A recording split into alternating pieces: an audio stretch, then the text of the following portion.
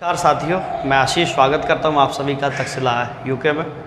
मुझे उम्मीद है कि आप सबकी पढ़ाई बहुत अच्छे से चल रही होगी, आप ईमानदारी से मेहनत कर रहे होंगे और वीडियो बनने का जो इस बार का सपना है हम लोगों का, उसमें जी जान से आप लोग लगे हुए होंगे। ठीक है, तो चलिए, लगातार क्लासेस बनी हुई हैं, आप लगातार पढ़ते रहिए।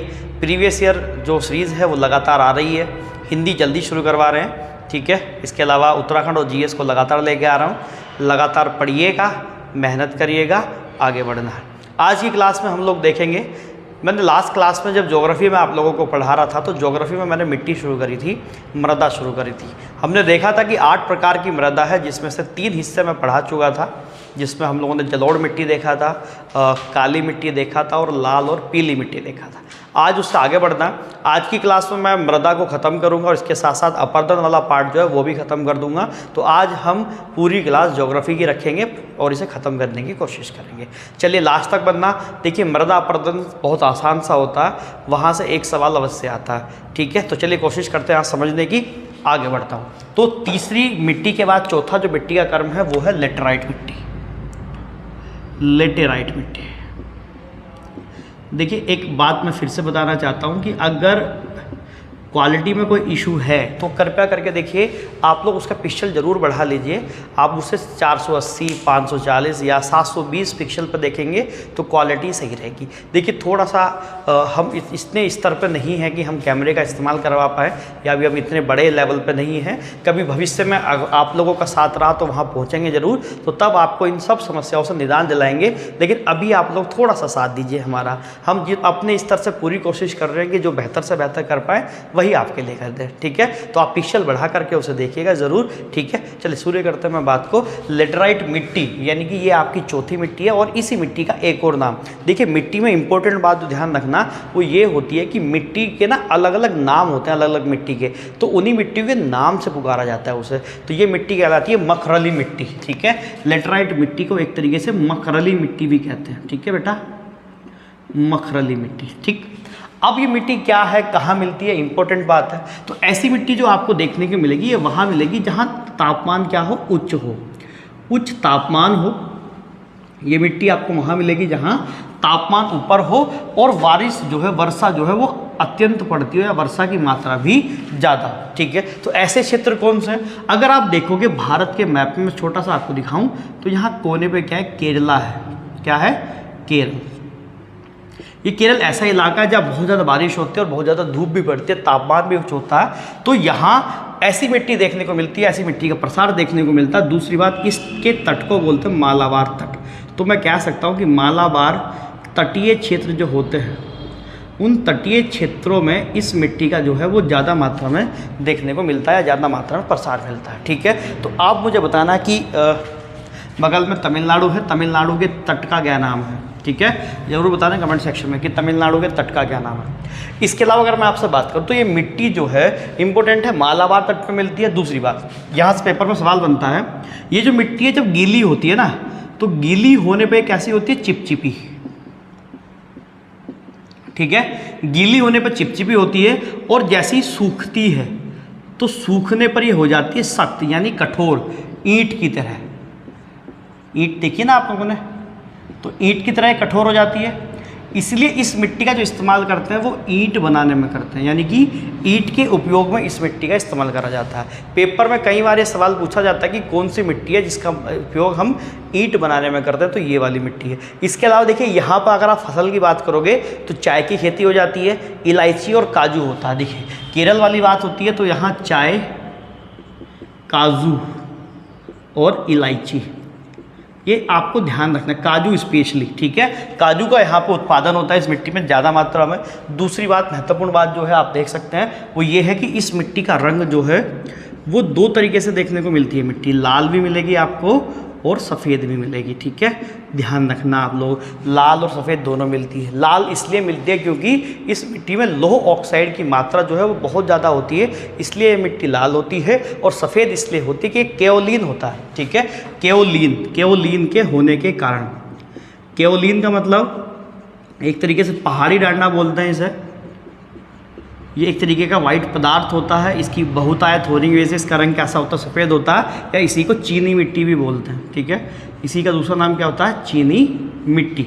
और ये लाल क्यों है? क्योंकि इसमें लो ऑक्साइड जो है वो ज़्यादा मात्रा में होता है। तो ये बात आपको ध्यान रखनी है कि इसमें लेटराइट मिट्टी में इंपॉर्टेंट बात है, कई बार पेपर में सवाल आता है, अधिकतर ये सवाल पूछता है कि ईंट के प्रयोग के लिए किस तरीके की मिट्टी का इस्तेमाल करते हैं, तो वो आपकी लेटराइट मिट्टी होती है। गीली होने पर चिपचिपी और कठोर होने पर ईंट की सूखने पर या शुष्क होने पर ईंट की तरह सख्त। ठीक, इंपॉर्टेंट है। 4 के बाद नंबर 5 की तरफ आगे बढ़ते हैं, तो ये है लवणीय, और इसके बहुत सारे नाम है। लवणीय मृदा, ऊसर, रेह, कल्लर। लवणीय मृदा, ऊसर, रेह या कल्लर मृदा। लवण का नाम आते दिमाग में आ जाना चाहिए, तो यहाँ नमक की मात्रा क्या होती है इसके अंदर बहुत ज़्यादा होती है। ठीक है, और कोई भी मिट्टी लवणीय मिट्टी इसलिए होती है क्योंकि वहाँ जिस क्षेत्र में खराब अपवाह तंत्र मिलेगा और शुष्क जलवायु मिलेगी, ऐसे क्षेत्रों में आपको लवणीय मिट्टी का विस्तार ज़्यादा मिलेगा। बात समझ में आई? जिन क्षेत्रों में खराब अपवाह तंत्र और शुष्क जलवायु मिलेगी, और शुष्क जलवायु बोलते हैं ऐसा क्षेत्र या ऐसी जलवायु जहाँ पर वर्षा जो है वो 250 mm के नीचे हो, ऐसा क्षेत्र क्या कहलाता है? शुष्क जलवायु क्षेत्र कहलाता है। दिमाग में रख सकते हैं। दूसरी बात, सबसे ज़्यादा जो मिट्टी मिलती है वो गुजराती क्षेत्र में मिलती है। और आपको जो इसमें ध्यान रखना, देखिए यहाँ बेसिकली इसमें सवाल बनता है कि किस तरीके की मिट्टी मिलती है। लवणीय मिट्टी नमक की ज़्यादा होती है, उसके नाम से ज़रूर ध्यान रखना है। इसके नाम ऊसर, रेह और कल्लर है, ये महत्वपूर्ण है। इसके अलावा देखिए मिट्टी के अंदर अगर लवणता की जाँच करनी है तो हम विद्युत चालकता मापी का इस्तेमाल करते हैं, ये ध्यान रखना है। विद्युत चालकता मापी, यानी कि विद्युत चालकता मापी का इस्तेमाल करने के बाद हम किसी भी मिट्टी के अंदर उसकी लवणता को जांच सकते हैं, महत्वपूर्ण है। ठीक, छठा, यहाँ से बहुत कम सवाल देखने को मिलता है बच्चों। ज़्यादातर सवाल आपका जलोढ़ मिट्टी से मिलेगा, काली मिट्टी से मिलेगा, वहाँ से ज़्यादा मिलता है। ठीक है, लेकिन देखना मैं ये भी, अगली हमारी है शुष्क मिट्टी। शुष्क मिट्टी जैसे कि नाम है, बहुत कम नमी मिल जाएगी, इस तरीके की चीज़ें मिलेंगी। तो ये एक तरीके से ध्यान रखना, ये बलुई होती है। बलुई यानी कि बालू की मात्रा ज़्यादा होगी, और साथ साथ ये लवणीय भी होती है। पेपर में सवाल पूछा जाता है कि कौन सी मिट्टी बताइए बलुई है, तो शुष्क मिट्टी बलुई होती है। इसका रंग जो देखने को मिलेगा आपको वो लाल रंग देखने को मिलेगा, और साथ में किसमिसी रंग इसका होता है। और महिलाओं को देखते हुए मुझे रंग पता नहीं चलते कि कोई किसमिसी, कोई तोतिया, कोई आसमानी, है ना, प्याजी, जैसा देखो उसके जैसा कलर बन जाता। लड़कों के जीवन में तो ब्लैक एंड वाइट, ब्लू, खत्म। ठीक, तो ध्यान रख सकते हैं। इसका रंग कैसा है? लाल या किसमिसी रंग देखने को मिलता है, और ये पश्चिमी राजस्थान के क्षेत्रों में ज़्यादा मिलेगी। ठीक है, पश्चिमी राजस्थान के क्षेत्रों में इसका प्रसार जो है वो अधिक मात्रा में मिलता है। तो आप लोग ये ध्यान रख सकते हैं। 5वीं देखी, 6ठी देखी, 7वीं होती है, यहीं पर निपटा देते हैं। पर्वतीय मृदा। पर्वतीय मृदा, जैसा कि नाम है पर्वतीय मृदा, तो पहाड़ के अंदर अधिक क्षेत्रों में मिलती है, पहाड़ में पाई जाती है। और ये मिट्टी जो है, मतलब ये मिट्टी कह रहा हूँ कि हाँ, ये मिट्टी जो है वो एक तरीके से आप देखोगे पहाड़ के अंदर एक तो चाय की खेती के लिए इम्पोर्टेंट है, और साथ साथ केसर की खेती के लिए महत्वपूर्ण है। ठीक है, चाय और केसर की खेती के लिए ये मिट्टी इंपॉर्टेंट होती है। और पर्वतीय क्षेत्र में एक तरीके की खेती होती है, इसे हम क्या बोलते हैं? झूम खेती बोलते हैं। ठीक है, दिमाग में रखना है कि झूम खेती कहाँ होती है? पर्वतीय क्षेत्र में होती है। इसके अलावा सबसे ज़्यादा झूम खेती किस राज्य में होती है? हमारे यहाँ पे नागालैंड के अंदर। ये भी दिमाग में रखना है, क्लियर। और लास्ट बचती है 8। देखो मिट्टी इंपॉर्टेंट है, लेकिन महत्वपूर्ण पहलू 2-3 से ज़्यादा बनते हैं। जलोढ़ को मत भूलना, लाल, पीली और काली, 3 वाली महत्वपूर्ण थी। बाकी जितनी बता रहा हूँ ये मैं सोचता कि सर बहुत कम बता रहे हैं, काम चल जाएगा, अगर आप इतना देख लोगे हो जाएगा काम अपना। 8वीं है आपकी पिटमय मृदा। पिटमय मृदा, और पिटमय मृदा के 2 नाम हैं, इसे दलदली मिट्टी भी बोलते हैं, और एक तरीके से इसे जैविक मृदा भी बोला जाता है। ठीक है, इस तरीके की मृदा के अंदर, पिटमय मृदा के अंदर एक तो ह्यूमस जो आपको बताया था ना, कार्बनिक पदार्थ नमी बनाने के लिए महत्वपूर्ण है, और एक जैव पदार्थ। 2 पदार्थों की क्या मिलती है? बहुलता होती है, और ये बड़ी मात्रा में इसमें मिलता है, इसलिए मिट्टी क्या कहलाती है? जैविक मृदा कहलाती है। और इस मिट्टी का रंग होता है गाढ़ा काला, गाढ़ा काला रंग। ठीक है। ये मिट्टी किस रंग की होती है? गाढ़े काले रंग की होती है। तो एक कुल मिलाकर के 8 प्रकार की मिट्टी मैंने आपको बताई। पहली 3 ज़्यादा महत्वपूर्ण हैं, इसमें से जो भी महत्वपूर्ण बन सकता मैंने बताया। और इसके बाद महत्वपूर्ण बनता है अम्लीय और क्षारीय मृदा, ठीक है, कि अम्लीय मृदा क्या होती है, क्षारीय मृदा क्या होती है, वो भी महत्वपूर्ण पार्ट है। आप उसे बिल्कुल भी मत छोड़ेंगे, ठीक है। देखो वो क्या है महत्वपूर्ण पार्ट, देखिए आप भी ऐसे ही बताएंगे अम्लीय मृदा और क्षारीय मृदा, मेरी तरह ही बनाएंगे बोर्ड पे भी आप लोग अपनी कॉपी में, अम्लीय मृदा और क्षारीय मृदा। देखिए बच्चों होता क्या है यहाँ पे, पहली बात कि अगर हम सामान्य मिट्टी की बात करें तो सामान्य मिट्टी का जो पीएच मान होता है वो 6 से 7.5 के आसपास होता है। यानी कि सामान्य मिट्टी का पीएच मान पूछ लेते हैं कई बार, मैं लिख देता हूँ इधर कोने पे, सामान्य मिट्टी का पीएच कितना होता है, सामान्य मृदा का पीएच होता है आपका 6 से 7.5 के आसपास, ठीक है। और इसी के बीच में हमारी जो फसलें हैं वो अधिकतर उगती हुई हैं, ठीक। अब ध्यान रखना वो मिट्टी जिसका पीएच 7 से कम हो जाएगा, ठीक है, ध्यान रखना 7 पीएच से कम, वो मिट्टी क्या हो जाएगी हमारी, अम्लीय मृदा हो जाएगी। ध्यान रखना 7 पीएच से कम होते ही मिट्टी क्या हो जाएगी, अम्लीय हो जाएगी। दूसरी तरफ जिसका पीएच क्या हो जाएगा 7 से ज़्यादा हो जाएगा तो वो कैसी हो जाएगी, क्षारीय मृदा हो जाएगी। दिमाग में रखना, गड़बड़ मत कर लेना। जिसका पीएच 7 से कम हो जाएगा, वैसे इसे 7.2 भी लिखते हैं लेकिन मैं 7 ही लिख रहा हूँ। 7 पीएच से कम अम्लीय, 7 पीएच से ज़्यादा क्षारीय। ये कहाँ मिलती है अम्लीय मृदा, जहाँ वर्षा की मात्रा ज़्यादा होती है, ठीक है। जहाँ वर्षा ज़्यादा होती है वहाँ अम्लीय मिट्टी होती है, और जहाँ वर्षा कम होती है वहाँ आपकी क्षारीय मिट्टी होती है, ठीक है। और ध्यान रखना अम्लीय मृदा के अंदर या ऐसी मिट्टी जिसमें अम्लता ज़्यादा हो उसे समाप्त करने के लिए क्या करते हैं, चूने का इस्तेमाल करा जाता है, ठीक है। इसे ख़त्म करने के लिए, इसे समाप्त करने के लिए किसका इस्तेमाल करते हैं, चूने का इस्तेमाल करते हैं। पेपर में पूरा पूरा लिख लेना आप लोग, ठीक है, कि अम्लता को ख़त्म करने के लिए चूने का इस्तेमाल करते हैं। वहीं दूसरी तरफ जिस मिट्टी में क्षारीयता ज़्यादा होती है तो उसे ख़त्म करने के लिए जिप्सम का इस्तेमाल करते हैं, ठीक है। जिप्सम, कैल्शियम कार्बोनेट CaSO4 बता सकते हैं, ठीक है ना, calcium sulphate, sorry calcium sulphate का इस्तेमाल करते हैं, जिप्सम का इस्तेमाल करते हैं। ऐसी मिट्टी अधिकतर जो मिलेगी वो पहाड़ी क्षेत्र के आसपास मिलेगी। और दूसरा जो गुजराती वाला इलाका है, ठीक है, पहाड़ी या गुजराती क्षेत्र में ऐसी मिट्टी बहुत ज़्यादा मात्रा में मिलती है।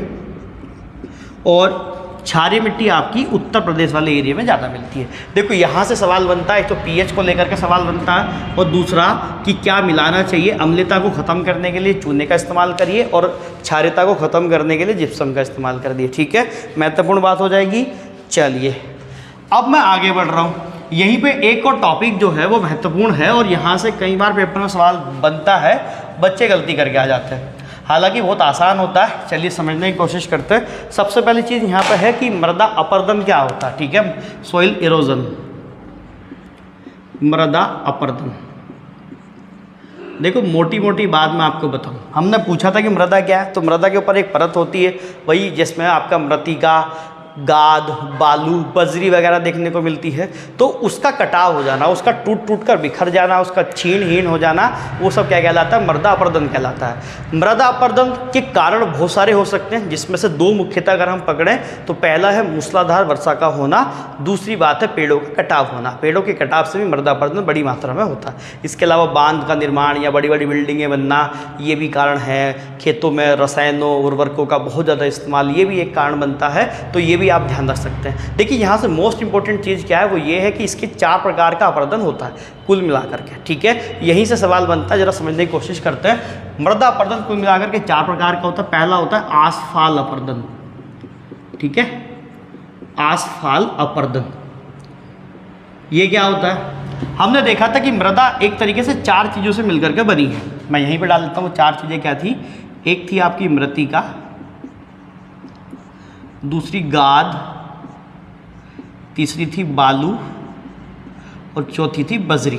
ये तो थे ना, हाँ ना करते रहा करो, ठीक है। वहीं बैठे बैठे मन की आवाज़ से सुन रहा हूँ मैं, क्योंकि जब दिल कनेक्ट हो जाते हैं एक दूसरे से तो फिर बातें जुबां के बदले आंखों से काम चलती हैं, है ना।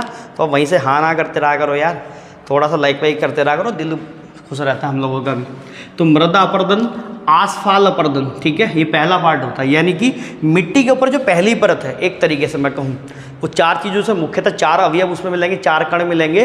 पहले जब शुरुआती दौर में हल्की फुल्की बारिश होती है तो उन मिट्टी के कणों का जो मैं बात कर रहा हूँ, तो मिट्टी के कणों का मुख्य भूमि से अलग होना, सीधा सीधा दिमाग में रखना कि मिट्टी के कणों का मुख्य भूमि से अलग होना, मिट्टी के कणों का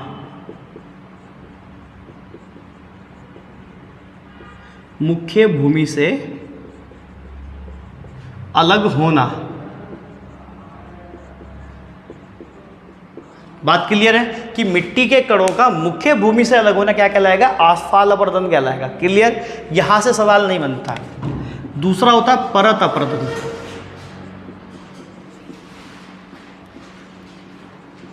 परत अपर्दन से भी सवाल अमूमन नहीं आता है, लेकिन होता क्या है कि लगातार तेज बारिश का होना, मूसलाधार बारिश का होना और ऊपर से मिट्टी की जो परत है, दानेदार परत है जिसमें अवयव है, उसका पूरी तरीके से बह जाना, वो क्या कहलाता है? परत अपर्दन कहलाता है। ठीक है, कि एक तरीके से मैं कहूँ परत का बहना, वो क्या है? परत अपर्दन है। इसमें अब ये महत्वपूर्ण है, यहाँ से सवाल बनता है, इंपॉर्टेंट है, ध्यान रखना। तीसरा पार्ट होता है रील अपर्दन। ठीक है, क्या होता है? रील अपर्दन। अब रील अपर्दन क्या है? एक बार बच्चे देखना मेरे साथ। मान लेते हैं कि मिट्टी की कोई ये लेयर है, इसके ऊपर कण मिलेंगे। पहले बारिश हुई, मिट्टी अपनी जगह से हिटी। दूसरा मूसलाधार बारिश हुई तो ऊपर की परत बह गई। और तीसरी जब लगातार मूसलाधार बारिश होती रहती है तो मिट्टी की ऊपर की जो नरम परत है, नरम परत क्या बहना होता है। नरम परत के बहने के बाद, यानी कि वो तो बह करके चली जाती है, उसके बाद जो कठोर परत आती है उसके अंदर छोटी छोटी अवनालिका दरारें टाइप की बन जाती हैं। आपने देखी भी होंगी शायद, मिट्टी के अंदर छोटी छोटी अवनालिका दरारें बन जाती हैं और यही दरारें क्या कहलाती हैं? यही रील अपर्दन कहलाती हैं। ठीक है, नरम परत के बहने के बाद मिट्टी में या कठोर परत में छोटी छोटी अवनालिका,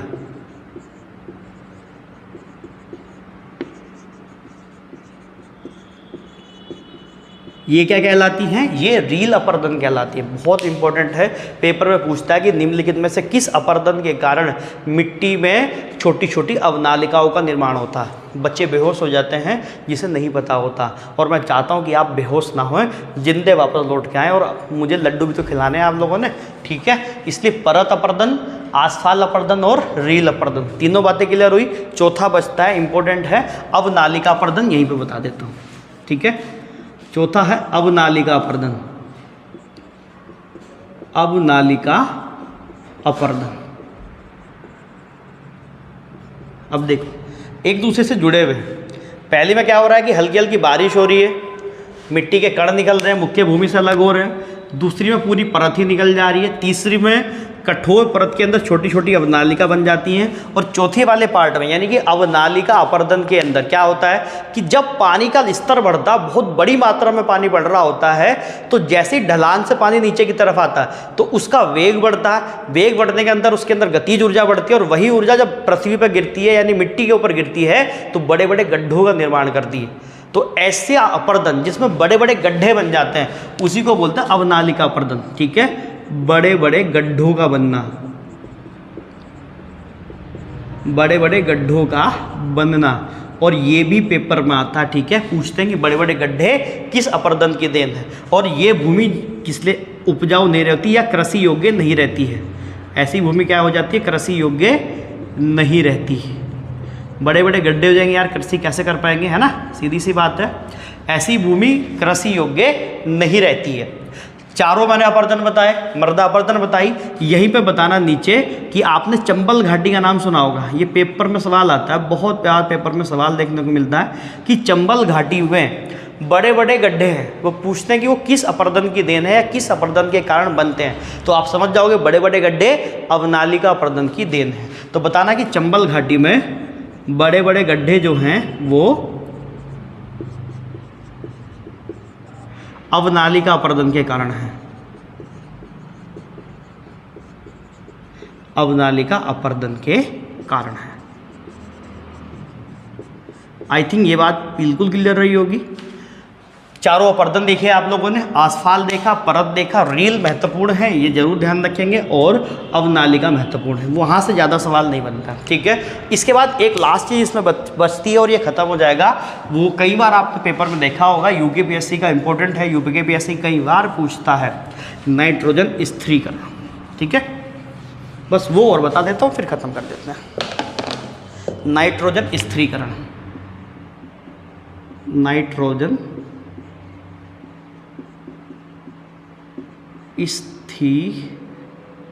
स्थिरीकरण, नाइट्रोजन स्थिरीकरण, ठीक है, सही लिख दिया मैंने, स्थिरीकरण, ठीक है। नाइट्रोजन स्थिरीकरण देखो होता है क्या, अगर आप देखोगे यहाँ पे तो आप पेड़ पौधे देखोगे बच्चा, तो पेड़ पौधों के अंदर क्या होता है कि उनके फूल पत्ती होती हैं, उसके अंदर देखो, मेरी ड्राइंग भी बड़ी कमाल की है, ये कौन सा फूल है जरा मुझे कमेंट सेक्शन में बताना भाई, ठीक है। आप सभी जानते हैं कि वायुमंडल में जब हम बात करते हैं तो एक बड़ी मात्रा में क्या है, वो नाइट्रोजन ही है, लगभग कितनी है, 78% के आसपास है। तो क्या करते हैं कि वायुमंडल में सूक्ष्म जीव होते हैं, ठीक है, सूक्ष्म जीव, सीधी भाषा में समझना। पहली बात तो इसका मतलब इस नाइट्रोजन स्थिरी मतलब उसे सॉलिडेट करने की कोशिश जा रही है, यानी कि 78% को 78% में रखने की कोशिश करी जा रही है, ठीक है। ध्यान रखना क्या होता है कि जो सूक्ष्म जीव होते हैं वो क्या करते हैं कि वातावरण के अंदर जो नाइट्रोजन उपस्थित है, अच्छा जब हम लोग सांस लेते हैं तो हम नाइट्रोजन को लेते हैं या नहीं लेते हैं, या हम लोगों ने नाक में कोई फिल्टर लगाया हुआ है, पता है ना आप लोगों को कि सांसों के साथ में नाइट्रोजन भी अंदर जाती है। बस बात इतनी है कि जब हम सांस छोड़ते हैं तो नाइट्रोजन 100% बाहर आ जाती है, ठीक है, ध्यान रखना। तो नाइट्रोजन क्या करते हैं कि जो वायुमंडल में नाइट्रोजन उपस्थित है, उस उपस्थित नाइट्रोजन का रूपांतरण ये जैविक यौगिकों में कर देते हैं सूक्ष्म जीव, ठीक है। तो सूक्ष्म जीव क्या करते हैं कि वायुमंडल में उपस्थित नाइट्रोजन का रूपांतरण, वायुमंडल में उपस्थित नाइट्रोजन का रूपांतरण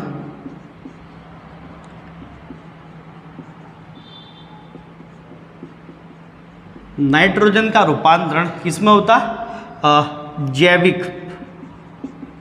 जैविक यौगिकों में होता है। और अगर एक बार नाइट्रोजन यहाँ रूपांतरित हो गई तो नाइट्रोजन को स्थिर करने के लिए अब दूसरी चीज़ चाहिए। तो होता क्या है कि जब हम लोग अपने खेतों में दलहनी फसलें बोते हैं, पेपर में बड़ा इंपॉर्टेंट सवाल पूछते हैं कि नाइट्रोजन स्थिरीकरण में कौन सी फसलों की अहम भूमिका होती है, तो दलहनी फसलों की यहाँ पे भूमिका अहम होती है। तो ध्यान रखना कि दलहनी फसलों में, और दलहनी फसल क्या अभी जानेंगे, दलहनी फसलों में या दलहनी फसलों की जड़ों में, ऐसा कहिए, दलहनी फसलें जो होती हैं उसकी जड़ में एक तरीके का परजीवी पाया जाता है, बैक्टीरिया पाया जाता है, जिसे बोलते हैं राइजोबियम, ठीक है, नाम याद रखना, राइजोबियम, राइजोबियम परजीवी पाया जाता है। और ये परजीवी बहुत ज़्यादा सहायक है नाइट्रोजन को स्थिर रखने में। पेपर में यहीं से सवाल बनाएंगे कि दलहनी फसल मतलब कौन सी फसलें हैं जिनकी जड़ों में ये पाया जाता है, राइजोबियम, ये क्या करता है, नाइट्रोजन स्थिरीकरण में इस्तेमाल करता है, या इसका बहुत ज़्यादा योगदान होता है। तो यहाँ से 2-3 सवाल बन जाते हैं। और दलहनी फसलों में अगर मैं बात करूँ तो कौन कौन सी फसल आ जाएंगी, एक आ जाएगी मूंग, एक आ जाएगी मूंगफली, खाते होंगे ना आप लोग, बड़ी यमी यमी होती है मूंगफली।